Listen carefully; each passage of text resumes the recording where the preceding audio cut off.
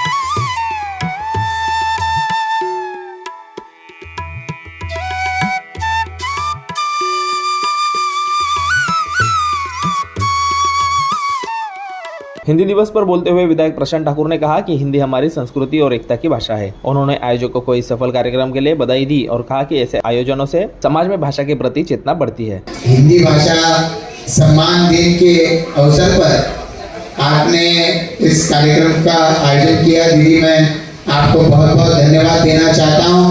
हमारी देश की जो विरासत है, ये चाहे योग हुआ या हमारी जो परंपराएं हैं, हमारा जो ज्ञान है, ये आगे की पीढ़ियों पर सौंपने के लिए हम सभी अपने अपने तरीके से कोशिश करते रहते हैं। पर कोई कश्मीर से आया है, कोई बिहार से आया है, जैसा दीदी ने कहा कि हमें सम्मानित करते हुए ये गमछा पहना गया है जो बिहार की शान है।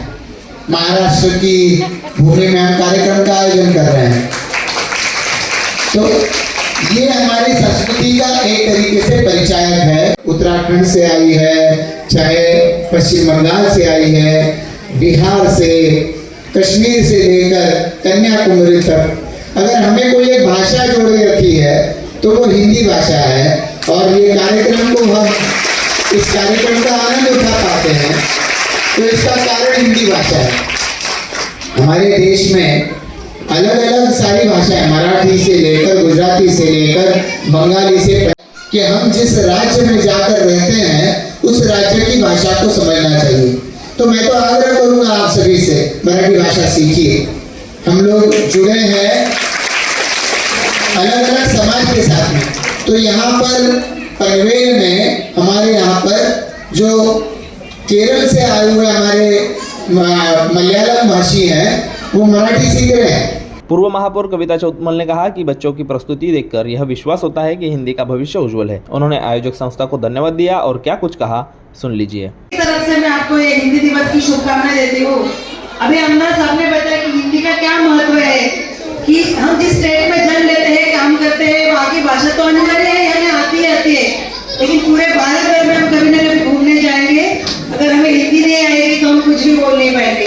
आजकल के बच्चे तो इंग्लिश में बोल देते हैं, क्योंकि मतलब अभी तो क्या है, मराठी हिंदी सब कम हो गया, बच्चों को इंग्लिश ज्यादा समझ में आता है।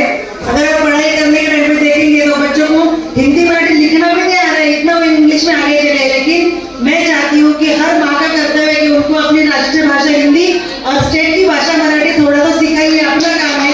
बस इतना ही दिन के उपक्रम में जो बैठे रहेंगे और हमारी संतोष बहन अविरत काम करती रहती है, बस ऐसी भागती रहे, भगवान से प्रार्थना है उनका काम ऐसा ही चालू रहे और ऐसी दिन के बच्चे बैठे रहेंगे। धन्यवाद। Bureau report, TV1 India. Latest updates और ताजा तरीन खबरों के लिए TV1 इंडिया लाइव को सब्सक्राइब कीजिए और नोटिफिकेशन पाने के लिए बेल आइकॉन को दबाना मत भूलिए।